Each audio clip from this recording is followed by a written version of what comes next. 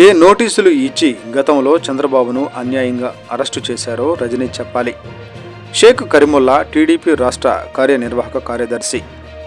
తప్పుడు పనులు చేసిన వారిని కాపాడేందుకు మాజీ మంత్రి రజనీ ప్రయత్నించడం సిగ్గుచేటని, వైసీపీ ప్రభుత్వం గతంలో ఏ నిబంధనల ప్రకారం తప్పు చేయని టీడీపీ నేతల్ని అన్యాయంగా అరెస్టు చేసిందో రజనీ చెప్పాలని టీడీపీ రాష్ట్ర కార్యనిర్వాహక కార్యదర్శి షేక్ కరీముల్లా ప్రశ్నించారు. మీడియాలో హల్చల్ చేయాలని ఉద్దేశంతో చేసినట్టు ఉంది తప్ప వేరే రకంగా లేదు.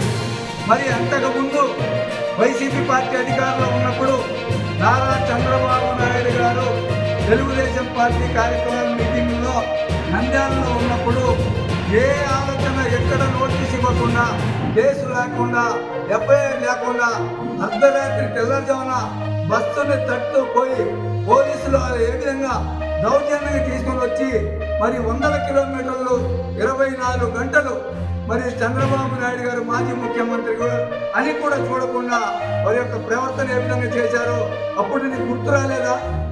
ఈ పార్టీ నోటీసులు కానీ లేకపోతే అనేక కార్యక్రమాలు చేసినవి కానీ అప్పుడు గుర్తు రాకుండా అప్పుడు వాళ్ళు ఇష్టమైనట్టు చేసి ఎన్నో కార్యక్రమాలు మరి తెలుగుదేశం పార్టీ నాయకులకు సంబంధించి మరి మన సోదరులు చెప్తారు.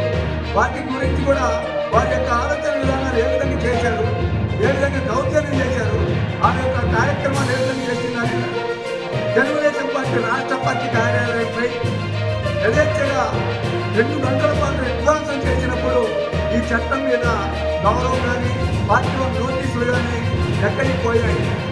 మీకు ఆ మాత్రం కూడా జ్ఞానం లేకుండా మీరు మంత్రిగా ఉన్నప్పుడు వాళ్ళు ఇష్టమైనట్టు వాళ్ళు కార్యక్రమాలు చేశారు. చేసి ఇప్పుడు ఏదో నీతులు చెప్తా ఉన్నారు, అన్ని అబద్ధాలు చెప్తా ఉన్నారు, అన్ని మోసాలు చెప్తా ఉన్నారు. అంతేకాకుండా మరి ఆత్మకూరు పర్యటనకు బయలుదేరినప్పుడు మాజీ ముఖ్యమంత్రిని నిర్బంధించి కనీసం పరమాంశ కూడా వెళ్లకుండా అడ్డుకున్న సంఘటనలు మీకు ఏ సమాధానం చెప్తారు?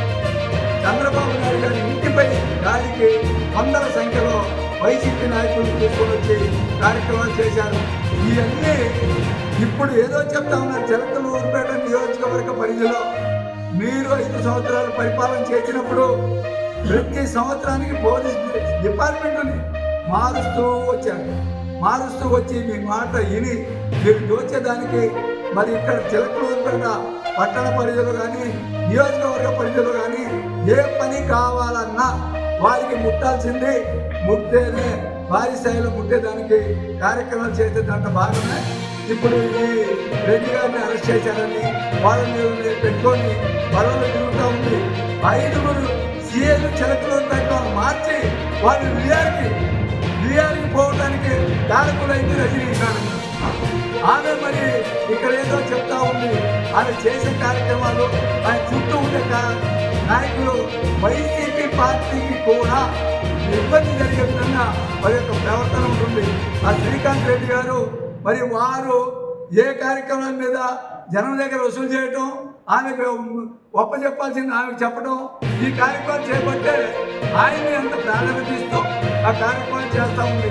అలాంటివన్నీ విరమించుకొని ప్రజలకు అందుబాటులో ఉంటే మీకు మీ పార్టీ మేలు జరుగుతుందని హితో పలుకుతూ, అంతేకాకుండా ఈ అన్నిటికీ ఎన్నో ఇంకా చాంతాడు ఉంది. చాలా ఈ ఒక్కటే కాదు, చాలా కార్యక్రమాలు ఉన్నాయి. ఇవన్నీ కూడా తీసుకొచ్చే కార్యక్రమాల్లో ఇంకా వందల సంఖ్యలో వస్తాయి.